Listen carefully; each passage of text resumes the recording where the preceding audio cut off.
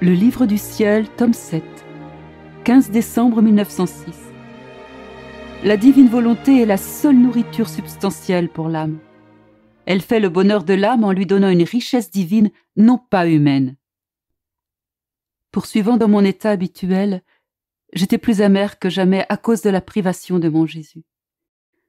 Alors, en un instant, je me suis sentie tout absorbée dans la divine volonté. J'ai commencé à sentir mon intérieur se calmer de telle manière que je ne me sentais plus moi-même. J'étais tout absorbée par la divine volonté, même pendant que je vivais la privation de Jésus. Je me suis dit, quelle force, quel enchantement, quelle attirance cette divine volonté comporte au point même de m'amener à m'oublier moi-même. Pendant que j'étais dans cet état, Jésus vint en moi et me dit, « Ma fille, ô combien la divine volonté est la seule nourriture substantielle qui contienne toutes les saveurs appropriées à l'âme. Celle-ci y trouve une nourriture exquise et devient calme. Elle y trouve son fourrage et pense à paître lentement sans rien désirer de plus.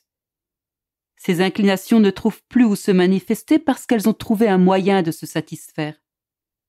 Sa volonté n'a plus rien à désirer parce qu'elle l'a laissé derrière, elle qui l'avait précédemment tourmentée. Elle a trouvé la divine volonté qui forme son bonheur. Elle a laissé la pauvreté et trouvé la richesse, pas humaine, mais divine.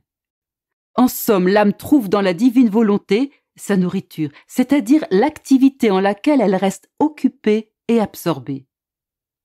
Elle y trouve aussi son contentement, ainsi que ce qu'elle doit faire.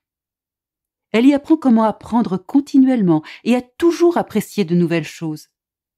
À partir d'une moindre science, elle y apprend une science plus grande. De petites choses, elle passe à de plus grandes. D'une saveur, elle passe à des saveurs supérieures. Et il lui reste toujours plus à goûter dans cette ambiance de la divine volonté.